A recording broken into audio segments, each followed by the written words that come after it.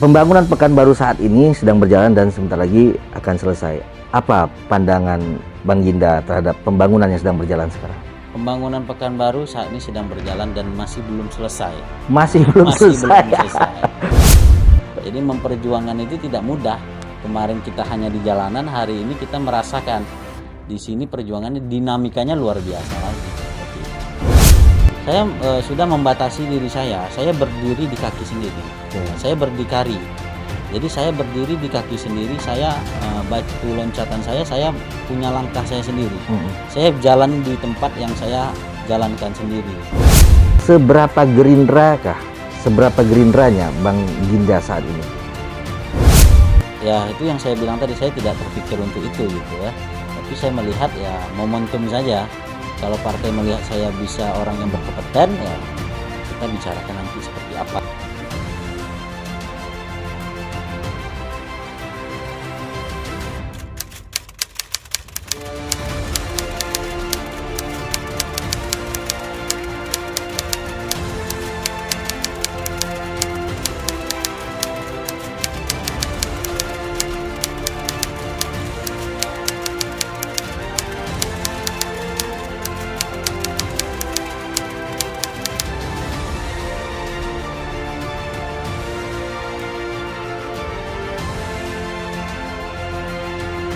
Wali Kota Pekanbaru, Gubernur Riau.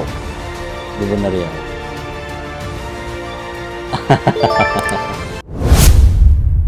Assalamualaikum warahmatullahi wabarakatuh. Apa kabar sahabat netizen Indonesia? Pada hari ini kami berada di halaman gedung DPRD Kota Pekanbaru. Kita akan mewawancarai salah seorang tokoh muda, pimpinan DPRD Kota Pekanbaru, Ginda Purnama. Seperti apa? Baik, kita akan coba masuk ke ruangan beliau.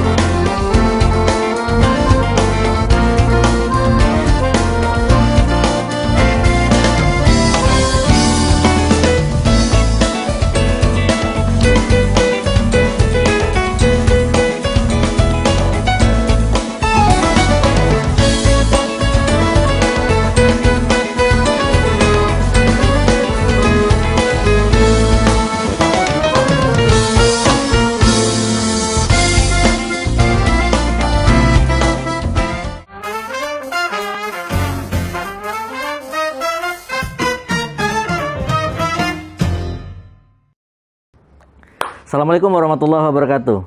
Apa kabar sahabat netizen Indonesia dimanapun Anda berada? Semoga Anda semua dalam keadaan sehat walafiat, tidak kurang satu apapun, mendapat rezeki yang barokah, serta dijauhkan dari mara bahaya corona. Baik, jumpa lagi bersama saya di Mata Pena Eka Putra.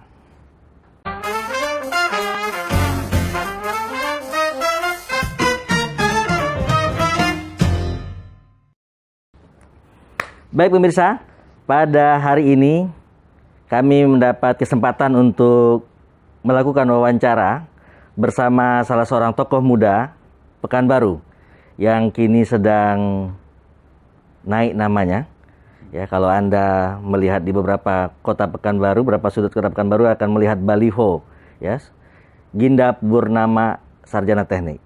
Assalamualaikum. Waalaikumsalam warahmatullahi wabarakatuh. Sehat walafiat? Sehat alhamdulillah. Kemarin baru selesai COVID. Ya, Sekarang sudah bugar kembali. sudah bugar karena kemarin kita alhamdulillah masuk dalam OTG ya. OTG. OTG alhamdulillah, tapi ya masih diberi kesehatan sampai hari ini. Baik, nanti kita bahas tentang COVID. Sekarang kita coba bicara tentang pekerjaan sehari-hari. Dulu Bang Ginda ini aktivis mahasiswa. Ya, Beliau adalah Wakil Presiden BEM Trisakti tahun 2014. Ya. Memimpin orang yang banyak dengan militansi yang kuat. Sekarang menjadi pemimpin di dunia sesungguhnya. Ya, di dunia pekerjaan, di politik sesungguhnya. Ya, kalau kemarin kita beli, apa perbedaannya? Perbedaannya ya dulu namanya mahasiswa ngomongnya ya suka-suka ya. Jadi nggak ada yang mau marahin ya. Iya. Ya, jadi tutur bahasanya sedikit keras ya. Kita katakanlah keras ya, karena namanya mahasiswa ya selalu merasa paling benar ya. Iya. Ya, jadi di jalanan itu kita merasa paling benar, Iya. merasa paling ya tidak ada salahnya. Iya. Gitu ya. Seperti itulah mindset kita dulu sebagai mahasiswa.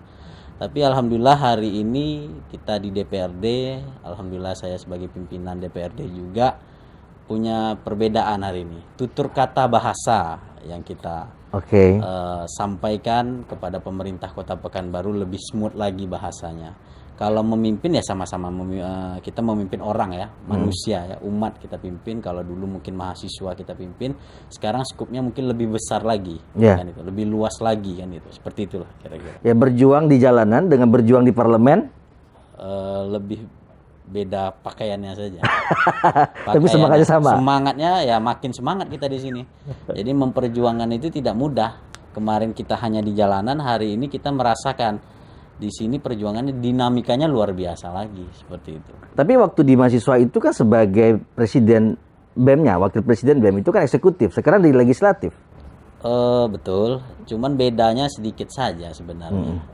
Mungkin kita di eksekutif lebih bisa langsung kontrol ya, langsung kita lebih ke teknis ya, kita langsung bisa membuat sesuatu ya. Tapi hari ini kita di legislatif ya tentu beda lagi pekerjaannya seperti itu. Sekarang menjadi pimpinan di DPRD Kota Pekanbaru yang juga mengawasi jalannya pemerintahan Wali Kota Pekanbaru. Betul ya. Notabene adalah ayah mertua dari Pak Ginda. Pak Ginda ini adalah menantu dari Pak Firdaus, Wali Kota Pekanbaru. Baik. Bagaimana memposisikan diri sebagai pengawas pemerintahan yang notabene adalah anak beliau? Tinggal memposisikan diri saja. Kalau di rumah jadi ayah dan anak. Kalau di sini ya dia jadi mitra. Kota, saya pimpinan ya jadi mitra saja. Begitu saja pembagiannya. Tidak ada yang perlu dicanggungkan. Tidak ada canggung. Iya, betul. Tapi kan tergolong muda ini rasa sungkat kan masih kuat. Ya mungkin karena saya dulu pernah menjadi aktivis. Nah, itu poinnya paling besar. Poin utamanya di situ. Ya, karena saya pernah jadi aktivis dan saya juga dulu di aktivis sering bertemu dengan tokoh-tokoh pejabat selevel negara ya. Sebagai pernah ketemu menteri langsung, staf presiden langsung, dan saya juga pernah bertemu dengan level gubernur DKI langsung. Jadi kecanggungan itu juga hilang begitu saja bagi saya ketika berhadapan dengan orang yang pejabat di daerah Kota Pekanbaru. Gitu. Itu juga terlihat dari beberapa kegiatan beliau yang menjadi wakil dari pimpinan DPRD dalam kegiatan peristiwa-peristiwa seremoni. Pembangunan Pekanbaru saat ini sedang berjalan dan sebentar lagi akan selesai. Apa pandangan Bang Ginda terhadap pembangunan yang sedang berjalan sekarang? Pembangunan Pekanbaru saat ini sedang berjalan dan masih belum selesai. Masih belum selesai. Kenapa saya katakan seperti itu? Karena banyak kegiatan-kegiatan pemerintahan hari ini masih progresnya belum 100%. Apa-apa yang diharapkan oleh Bapak Wali Kota Pekanbaru bersama Bapak Wakil Wali Kota Pekanbaru juga program-program strategis dia masih belum tercapai lah 100%. Tentunya butuh perjuangan bersama. Karena membangun suatu daerah itu tidak bisa hanya wali kota dan wakil wali kota saja. Tentunya butuh dukungan-dukungan dari pemerintahan yang solid nantinya untuk agar apa-apa pencapaian visi dan misi itu tercapai dengan baik. Boleh poin-poin apa yang kira-kira perlu kita gesa untuk mendekati pencapaian selesai tadi? Kesinambungan antara pemerintahan Kota Pekanbaru dengan DPRD-nya. Kesinambungan antara pemerintah Kota Pekanbaru dengan provinsi, kesinambungan pemerintah Kota Pekanbaru dengan pemerintah pusat. 3 hal itu. Kalau kita tidak didukung dengan pemerintahan dalam Kota Pekanbaru dengan DPRD-nya, bagaimana pemerintah daerah provinsi untuk mendukung Kota Pekanbaru? Kalaulah kita tidak solid dengan pemerintahan daerah provinsinya, bagaimana pemerintah pusat? Begitu juga dengan pusat. Begitu juga dengan pusat. Artinya ada problematik yang masih terjadi antara DPRD Pekanbaru dengan Wali Kota Pekanbaru. Problematik tidak, tapi pemahaman persepsi masih ada. Masih ada. Contoh miss di sini. Bukan miss, pemahaman pola pikir mungkin. Mungkin Pak Wali Kota dari tahun 2012 ketika duduk sebagai Wali Iya. Kota ingin membangun daerah kawasan baru Iya. Tenayan katakanlah. Iya. Cuman Oke. pemikiran masa regenerasi dari periode DPRD sebelumnya berpikiran itu sejalan. Kemudian di periode selanjutnya yang baru ini tentu punya pemikiran beda lagi. Iya. Kenapa hanya Tenayan saja? Kenapa tidak yang luas lagi? Kenapa Iya. tidak ini? Tentu itu kan kompleks. Iya, Nah, pemikiran itu yang perlu disatukan, bahwasanya memimpin itu tidak bisa langsung dalam waktu 5 tahun, 10 tahun jadi semua. Tapi kan Tenayan sendiri perlu pemikiran yang lebih kuat, konsentrasi lebih tinggi karena memang pusat pemerintahan bakal Pindah digeser ke ke sana. Betul ya. Bang Ginda mandangnya seperti apa? Kalau saya kebetulan basic saya teknik. Oh ya. Nah, jadi saya basic saya teknik, ya saya berpikiran seperti ini. Lebih besar cost memperbaiki yang ada ketimbang kita membangun yang baru. Nah, kita mungkin membangun sesuatu yang baru itu lebih simpel, menata tata kelola pemerintahan kita lebih bagus Daripada memperbaiki. memperbaiki. Kalau memperbaiki itu kosnya besar. Memperbaiki yang ada, merapikan yang ada itu sangatlah besar kosnya. Artinya apa ini? Tata kota kita hari ini masih, menurut saya itu masih kurang pas, karena kota Pekanbaru ini setelah saya pelajari, karena saya tinggal di Jakarta itu lebih kurang 5 tahun ya, saya tinggal di Jakarta. Luas kota Pekanbaru dengan DKI tidak jauh lebih, 600 lebih kurang 623 km kalau tidak salah. Jakarta lebih kurang 600 juga, cuman lebih besar sedikit saja gitu. Itu artinya apa? Pekanbaru hari ini merupakan barometer dari Provinsi Riau dan merupakan titik tengah dari Sumatera. Contoh orang mau ke Medan besok, pastinya lewat Pekanbaru kalau kita lewat tol. Jambi pasti melewati Pekanbaru. Begitu juga dengan Sumbar, Sumatera Barat tetangga kita. Kalau mau ke Jambi pasti dia bisa melewati Pekanbaru. Bahkan Pekanbaru hari ini sudah menjadi kita harapan kita dari pemerintah kita berharap Pekanbaru menjadi capital of Sumatera, ya kan? Jadi ibaratnya seperti ibu kotanya Sumatera, karena betul-betul diletak di tengah-tengah Pulau Sumatera. Tapi itu memang pernah disampaikan dalam forum nasional Pekanbaru menjadi capital of Sumatera. Harapan dari pemerintah daerah Kota Pekanbaru dan provinsi itu menjadi barometernya seperti itu. Baik. Kita dulu di zaman sebelum Pak Firdaus, Pak Herman menata kota, ya sampai sekarang kita lihat perkembangannya, dan zaman Pak Firdaus memperkuat menjadi kota madani, dan belakangan di periode kedua menjadi Smart City Madani. Baik. Apa yang bisa Bang Ginda jelaskan tentang visi yang kedua ini, Smart City Madani itu? Karena ini akan diteruskan pada periode yang akan datang. Zaman Pak Herman kita lihat, saya masih kecil dulu ya. Dari SD, SMP saya merasakan pembangunan beliau cukup pesat. Dan itu sudah memberikan kota nyaman, aman, tentram. Ya, saya merasakannya itu. Dan zaman Pak Firdaus dan Pak Ayat ini kita masuk ke zaman namanya era digital. Era digital kita sama-sama merasakan kemajuan teknologi bisa dirasakan 10 tahun terakhir ini. Mempengaruhi semuanya, baik peradaban kota maupun peradaban suatu daerah sampai hari ini. Dan alhamdulillah ketika Pak Wali Kota Pak Firdaus tahun 2012 kemarin saya melihat dulu dengan Pak Ayat seperti apa, dia visinya sudah mengarah ke Smart City. Dari pertama beliau maju, dia sudah mengarah bagaimana pembangunan kota itu berkesinambungan. Beliau untuk pembangunan Tenayan itu bukan konsep beliau sebenarnya. Itu konsep sebelumnya.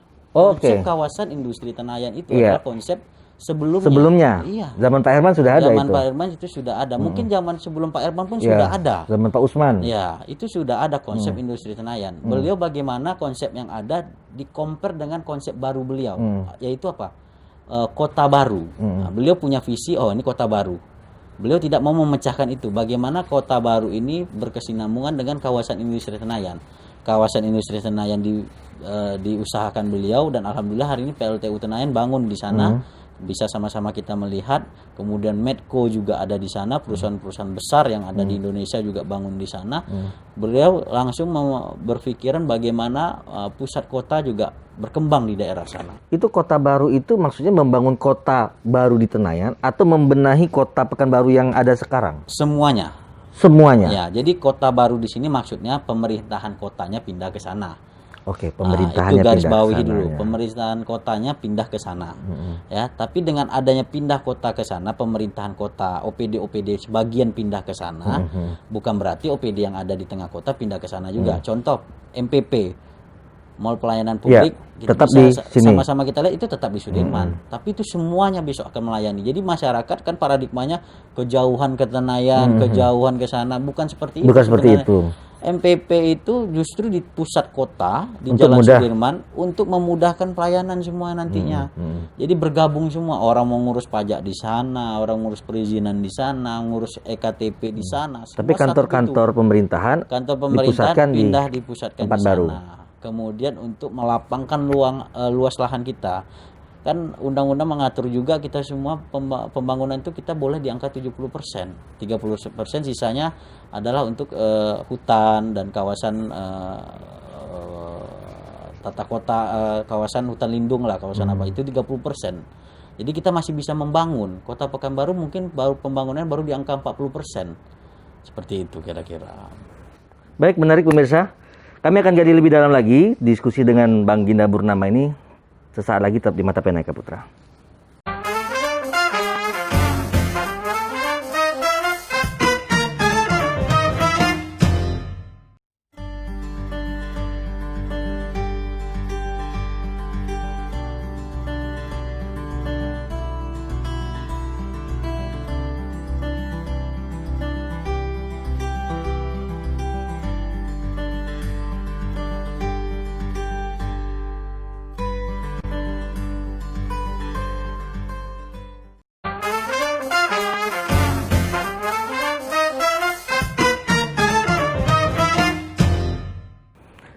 Baik pemirsa, jumpa lagi di Mata Pena Eka Putra.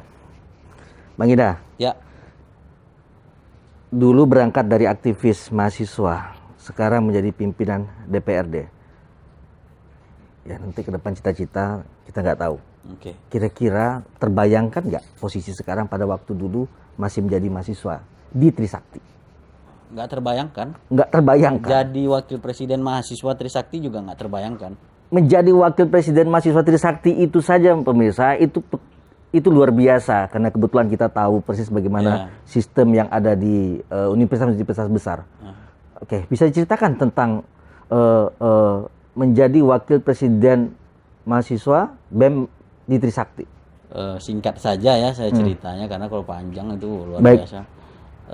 2010 itu, tahun 2010 saya masuk Universitas Trisakti. Ya saya dulu cita-citanya mau jadi dokter.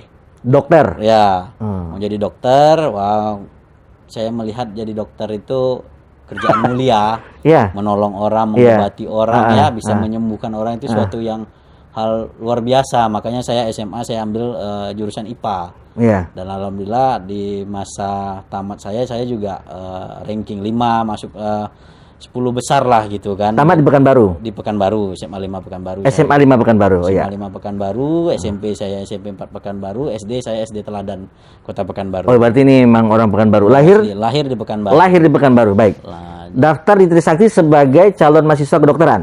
kedokteran. Pilihannya 2 pada saat itu. 2? Kedokteran sama teknik. Oke. Kan biasa disuruh pilih kan. Iya. Pilih salah satu gitu. Mm. Jadi sebelum ujian nasional saya tes dulu. Ya. Ternyata pas ujian nasional saya lupa itu bulan Maret atau April pada saat itu. Saya Januari saya sudah tes terbuka untuk Universitas Trisakti di Cendana pada saat itu. Baik. Jadi saya tes lah. Ya. Saya tes ternyata saya tidak lulus tes pertama nih baru kuliah. Iya. Tapi saya tidak berkecil hati. Tidak lulus kan di kedokteran? Tidak lulus kedokteran. Jadi Iya. saya biasa saja. Oke. Tapi saya lulus di teknik. Pada saat bersamaan lulus di teknik? Di teknik. Trisaktinya? Ya pilihannya Anda tidak lulus di kedokteran tapi Anda lulus di teknik industri Oke. Trisakti. Baik. Nilai Anda cukup di di teknik industri. Seperti itulah kira-kira. Teknik industri ya? Teknik industri. Karena Oke. saya memilih teknik industri pada saat itu. Iya. Kenapa saya milih teknik industri? Saya lihat wah ini industri ini keren nih, nanti di pabrik ini segala macam kan. Mindset saya pada saat itu. Tapi belum tahu Tenayan ya waktu itu? Belum tahu Tenayan. Masih bocah, kalau bahasa gaulnya bocah ingusan lah. Oke. Jadi saya Terus? nggak tahu. Ya udah, saya tes. Ternyata saya lulus di sarjana teknik industri. Saya sampaikan ke orang tua, gimana Pak, Ma? Ya sudah, kita bayar saja uang pembangunannya dulu. Terima di teknik industri. Ya. Teknik kedokteran dipending dulu sampai akhirnya kuliah. Enggak seperti itu. Ibaratnya kan saya mau ujian nasional nih. Ya udah terima aja dulu, bayar saja uang panjarnya saja dulu, uang pembangunannya DP saja dulu. Untuk pegangan kamu kuliah dulu gitu. Ya sudah saya bayar, ujian nasional pun berlanjut. Alhamdulillah saya lulus. Nilai saya cukup bagus. Ya saya tes universitas seperti biasa. Saya tes lagi Trisakti. Karena mindset saya adalah ke orang tua saya mau kuliah di luar. Saya tidak mau kuliah di kota Pekanbaru. Mindset saya waktu itu masih SMA, tapi saya sudah berpikiran saya mau ngambil ilmu di luar sana. Saya mau merantau lah. Baik. Oke, orang tua dukung, support saya. Nah, itu. Saya tes lagi Trisakti 2 kali lagi. Nggak lulus juga kedokteran. Orang tua menawarkan, cobalah kamu tes kedokteran gigi, mana tahu kamu lulus. Gitu. Di Trisakti juga? Ya, Trisakti. Enggak, saya mau dokter umum, saya bilang. Ya, orang tua ya sudah, orang tua saya tidak banyak menekan saya kan. Tapi di universitas negeri lain nggak pernah saya ikut? coba lagi, saya coba di UGM pada saat itu. UGM? Saya coba di UI juga, saya sempat di Jogja juga. Nggak lulus juga. Berarti Mas sudah ditakdirkan menjadi sarjana teknik. Saya merenung, ya udahlah teknik ya saya bilang kan. Saya IPA, ya udah saya ambil saja. Disitulah awal mulanya. Tapi bisa menjadi pucuk pimpinan di organisasi kemahasiswaan yang pada saat itu sedang getol-getolnya dalam pergerakan. Ya, mahasiswa Trisakti ini terkenal dengan 4 pahlawan reformasinya pada masa transisi pemerintahan Presiden Soeharto dan awal-awal reformasi. Ini kan jadi beban moral juga bagi alumni, bagi mahasiswa dan sekarang ada di alumni tentang militansi dalam pergerakan, perjuangan. Betul. Jadi pas saya masuk kuliah tahun 2010 di pertengahan tahun pada saat itu ya, saya di tahun yang sama itu sedang heboh pemilihan kepresidenan mahasiswa pada saat itu. Kepresidenan mahasiswa itulah presiden dan wakil presiden. Kebetulan saya jurusan industri, senior saya ada yang maju menjadi wakil presiden mahasiswa pasangan dengan teknik perminyakan pada saat itu. Biasalah menjadi tim sorak menyorak. Iya, jadi kan mendukung senior tadi. Mendukung senior tadi. Saya diajak senior, di angkatan saya mengajak semuanya lah. Mengajak semuanya, begitu juga yang perempuannya diajak mendukung. Karena saya anak kosan, saya kan pulangnya kan fleksibel. Jadi saya selalu menemani senior itu gitu. Namanya Usama Abdul Aziz. Usama Abdul Aziz, ya. Usama Abdul Aziz, beliau merupakan wakil presiden mahasiswa Trisakti angkatan 2007. Pada saat itu dia maju. Jadi saya mendampingi beliau lah dulu. Mendampingi, ikut ya. Awalnya saya tidak tertarik karena saya merasa ya saya kan datang ke Jakarta untuk kuliah dan menyelesaikan kuliah saya dalam waktu 4 tahun, bahkan kalau bisa 3,5 tahun kan seperti itu. Habis itu pulang kampung, saya bangun kampung. Saya sederhana saja pemikiran saya pada saat itu. Kemudian saya seiring berjalan waktu diajak ikut kampanye senior itu, kumpul nongkrong.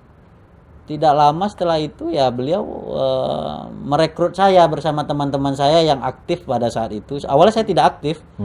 Merekrut untuk jadi staf dia di Kepresma. Beliau dan alhamdulillah beliau menang.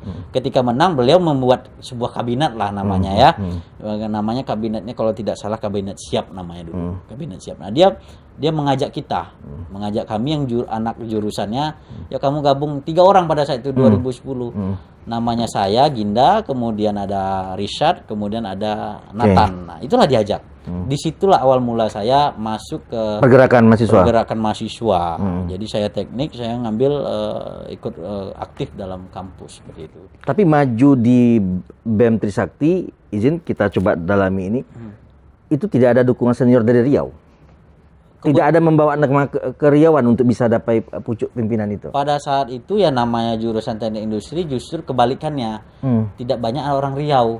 Tidak banyak orang Riau di situ. Ada orang Riau, angkatan saya orang Riau, kebanyakan dari anak-anak Cendana ya pada saat itu. Tidak banyak orang Riau yang terlalu mengejar itu gitu.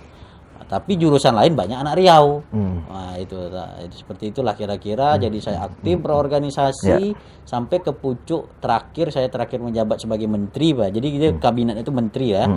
Menteri Pengembangan Organisasi, stuck saya di situ. Akhirnya saya diusulkan sama kawan-kawan untuk maju.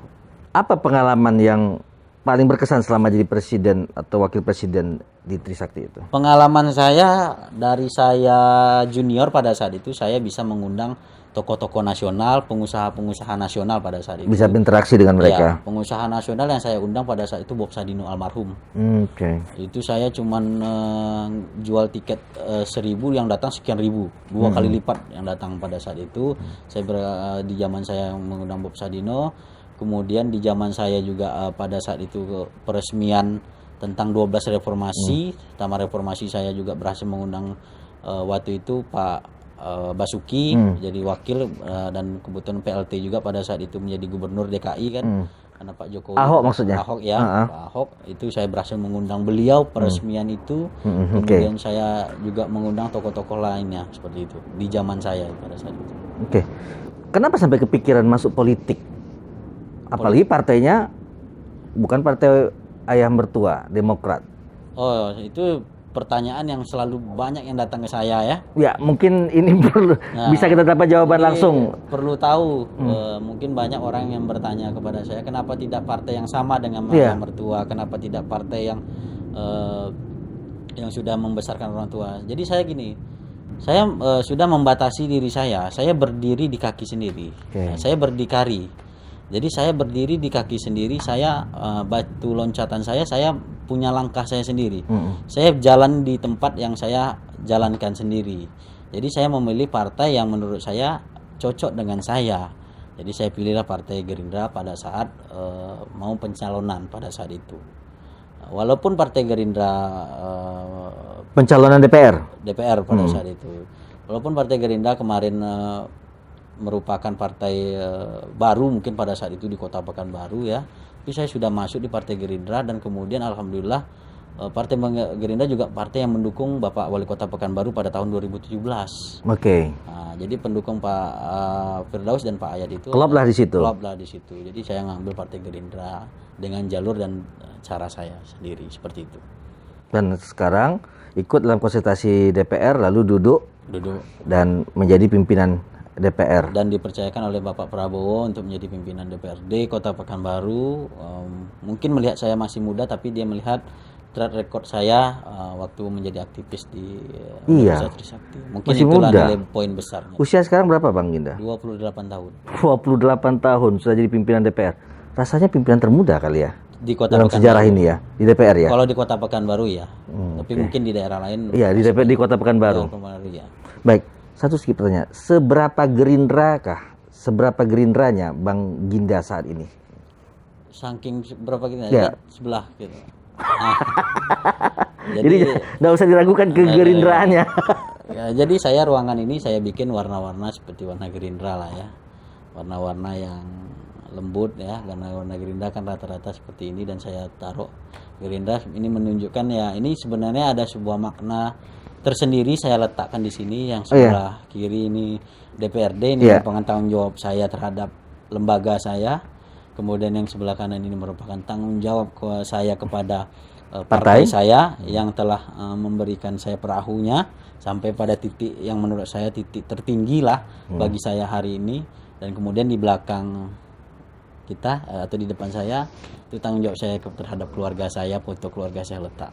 Jadi ketika saya duduk di sebelah kanan saya ini merupakan kursi saya bekerja. Saya punya 3 tanggung jawab yang harus dijalankan bersama-sama. Luar biasa. Baik pemirsa, kita akan diskusi lagi pada segmen berikutnya, tetap di Mata Pena Eka Putra.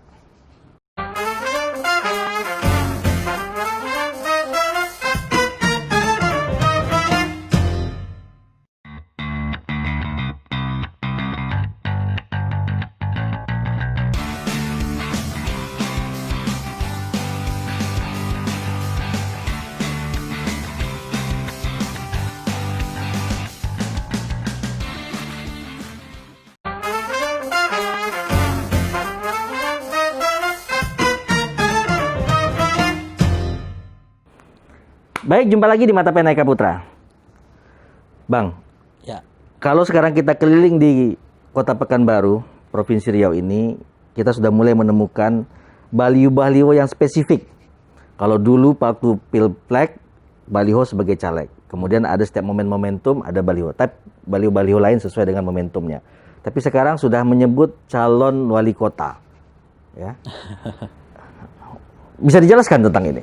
saya kalau menjelaskan saya juga terkejut sebenarnya. Terkejut. Karena bukan saya yang bikin gitu. Oke. Bukan niat saya juga untuk menulis itu di the public gitu ya. Selama ini saya mempromosikan diri saya sebagai pimpinan DPRD dalam acara ya mengucapkan hal hari-hari besar lah biasanya. Cuman kemarin saya sempat terkejut.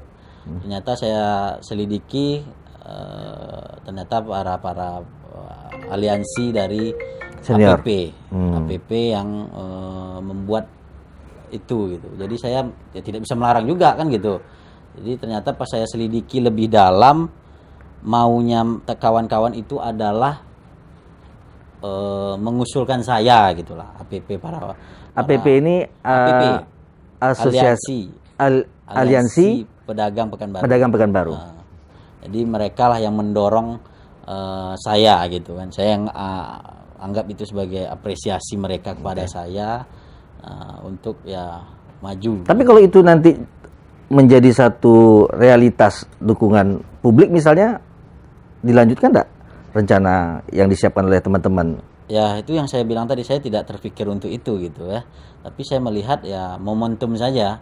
Kalau partai melihat saya bisa orang yang berkompeten ya kita bicarakan nanti seperti apa. Berarti sekarang ikut alur. Ikut alur saja. Saya Bisa tanggung jadi, bisa sebagai tidak. pimpinan ya saya ikut gitu. Tapi kalau partai mengarahkan saya ya itu yang nanti kita bicara, diskusikan lah seperti itu. Karena terlalu cepat juga kita membahas ini. Gitu. Kenapa terlalu cepat?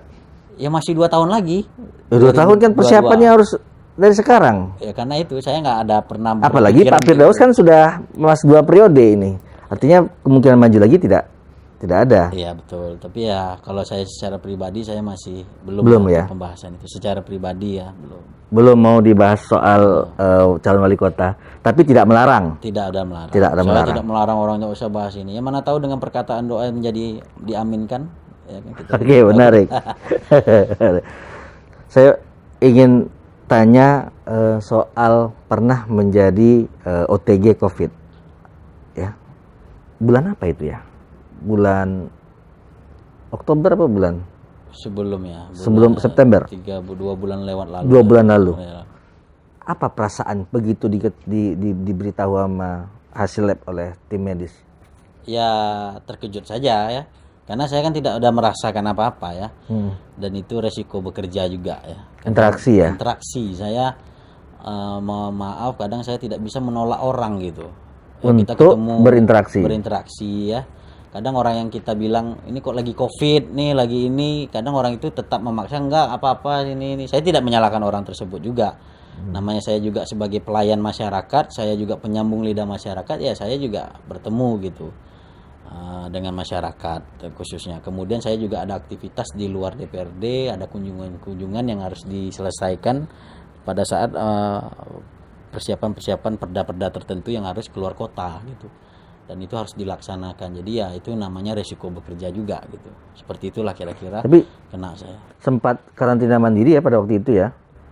Karantina mandiri ya di rumah pada saat itu. Cuman saya lebih mengambil inisiatif saya ke dokter saja. Ke rumah sakit. Berarti karantina di rumah sakit? Sempat 4 hari. Hari kelima saya pulang. Karena saya takut namanya OTG yang saya pelajari memang tidak ada permasalahan yang serius ya, tapi kita tidak tahu dia apakah menyerang paru-paru atau menyerang organ-organ kita lain. Saya lebih memilih untuk melihat cek kesehatan saya bersama keluarga saya pada saat itu. Untuk bisa sembuh kembali itu gimana waktu itu? Jadi sembuhnya itu ya proses saja ya, ya imun yang tinggi, saya banyak minum vitamin, istirahat yang cukup dan olahraga. Olahraga karena berpengaruh untuk kepada kesehatan kita pada saat ini. Pikiran saya tidak saya alhamdulillah tidak panik pada saat itu ya, saya tenang. Jadi proses penyembuhan saya 5 hari juga sudah sembuh gitu. Jadi tidak 5 hari langsung. sembuh ya? 5 hari sembuh artian kata tetap isolasi lagi di Iya, tetap rumah. isolasi. Jadi Itu saya cepat, juga, masih cepat pada itu. saat dokter bilang ngapain masuk rumah sakit gitu, karena kan tidak ada apa-apa, dokter kan bilang itu. Cuman saya punya kekhawatiran saja gitu. Saya takut organ-organ di dalam tubuh kan diserang, kita kan nggak tahu.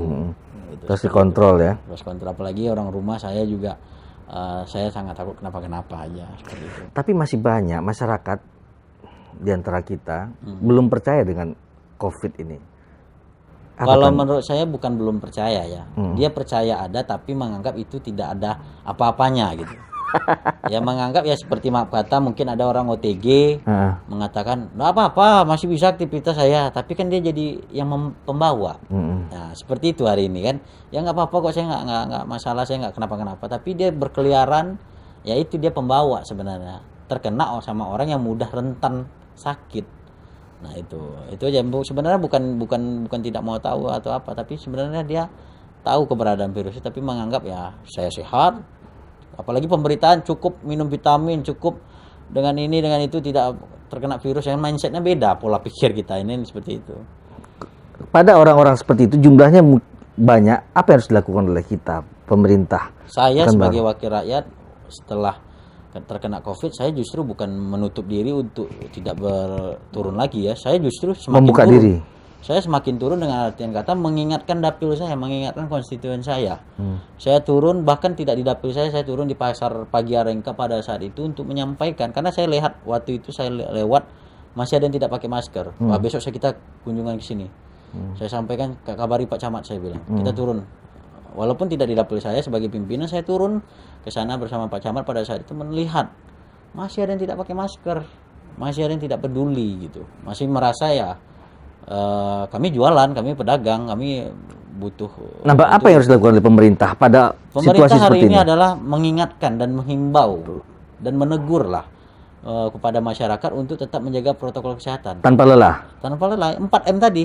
Nah, mungkin banyak orang yang belum tahu 4M kan. Kalau saya menganggapnya 4 milenial namanya. Iya. 4M itu nama yang disampaikan pemerintah adalah memakai masker, mencuci tangan, menghindari kerumunan, menjaga jarak. Nah, itu yang 4M itu. Tetap menjaga semuanya dan prokes, protokol kesehatan dilaksanakan. Memang kita di pasar tempat kerumunan yang ramai, tapi prokes kita tetap kita Tapi jaga. sekarang Bang Ginda nggak ada salaman lagi ya? Kalau salaman sih memang dari awal saya Salaman jabat tangan maksud saya. Jabat tangan sangat jarang sekali saat ini. Adapun kadang salam tangan saya langsung prokes lah, kita akan membersihkan tangan. Bukan berarti kita anti ya hari ini, tidak. Tapi memang betul kadang tanpa kita sadari kita kadang mengelap muka kita tanpa kita sadari seperti itu.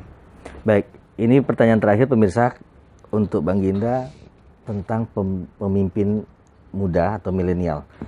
Bang Ginda termasuk kelompok yang generasi milenial Betul. yang memiliki jumlah masa milenial yang terbanyak, apalagi sekarang ada bonus demografi Betul.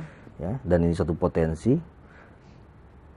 Apakah anak muda milenial itu yang minim pengalaman mampu untuk memimpin satu daerah atau kaum atau bangsa? Akan mampu, Mas. Akan mampu. Akan mampu. Kenapa saya sampaikan? Saya belum pernah duduk di DPRD ini. Minim saya kan. Minim. Bahkan bukan minim lagi. Nol saya. Ya. Tapi saya punya suatu hal yang pola dasar saya, yaitu bagaimana kita bisa memimpin seseorang atau memimpin suatu tempat pada saat itu. Itu modal dasar kita. Dan buat anak muda yang masih minim dalam suatu hal, ya banyak-banyak membaca, banyak-banyak belajar. Satu poin lagi buat anak muda adalah mau tahu tentang politik. Harus tahu tentang politik. Harus tahu tentang politik. Kenapa? Karena hari ini anak muda kadang masih cuek ya. Saya lihat masih cuek tentang politik. Tidak mau, bodo amat lah, tidak perlu coblos, tidak perlu. Padahal itu yang menentukan arahnya bangsa ini. Arahnya daerah ini bagaimana nanti ya. Akan dipimpin oleh siapa?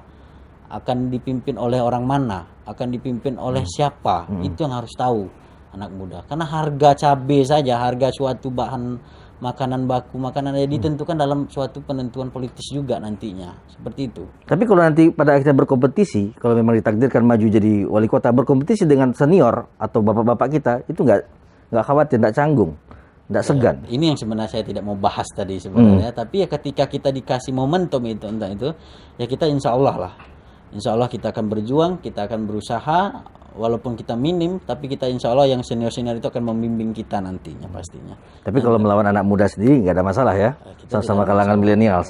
Kan menatap besok ada yang maju di kalangan milenials ya. Ya kita tidak ada masalah, karena kita kan berjiwa untuk bertarung ya. Kita juga jalan-jalan. Berinteraksi nggak sama pimpinan atau elit-elit dari kalangan milenials atau anak-anak muda ini? Oh ya, saya berinteraksi, baik di kalangan Baik. milenial, Baik di politik juga? Ya, saya berinteraksi maupun yang di Kota Pekanbaru, maupun di Jakarta, di Jawa, semua saya berinteraksi, menambah ilmu ya, menggali ilmu.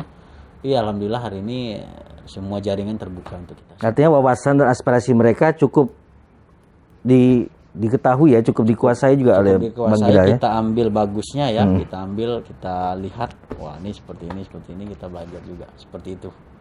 Baik pemirsa, sebelum kita tutup diskusi ini, kami ingin mencoba bermain game, Bang Gida. Saya akan memberikan 2 kata. Kata ini bisa berlawanan, bisa bersamaan. Bang Gida boleh pilih, boleh juga tidak pilih. Ya, argumentasi itu punya Bang Ginda, interpretasi biar punya kita. Oke. Oke, kita coba ya. Apa itu ya? Ada 10 kata kami siapkan. Langit, bumi. Langit Atau bumi. langit. Langit. Ya. Jakarta, Pekanbaru. Pekanbaru. Pekanbaru. Arloji, kacamata. Arloji. Teknik kedokteran. Teknik. Teknik. Ya, udah jadi teknik sekarang kan? Baik. Suara, gambar. Suara. Nasi ramas, nasi kotak. Saya nggak makan nasi masalahnya. Oh ya? Ya, belum cerita ya. Saya dari umur 2 tahun tidak pernah makan nasi. Oke, ceritakan sedikit tentang itu. Ini nggak apa-apa ini Nggak cerita. apa-apa, nggak apa-apa, kita jeda, nggak apa-apa. Jadi dari umur 2 tahun saya tidak pernah makan nasi. Alergi? Memang tidak enak, pas makan di tenggorokan ini muntah saja saya. Tapi Oke. lontong saya makan. Oh, lontong makan? Iya. Jadi kalau sekarang makan siangnya atau makan apa ya? Ya pengganti nasi ya kentang goreng gitu. Sedikit aja. Kita dapat poin dalam game ini. Baik. Eksekutif, legislatif. Kalau untuk saat ini legislatif dong. Oke, Susah. ke depan. Baik, ini pertanyaan boleh dijawab boleh tidak. Ya. Wali kota, wakil wali kota. Tidak dijawab. Sudah jawab. Wah, ini juga pertanyaan pasti tidak akan jawab. Tapi mana tahu. Wali kota Pekanbaru, Gubernur Riau. Gubernur ya.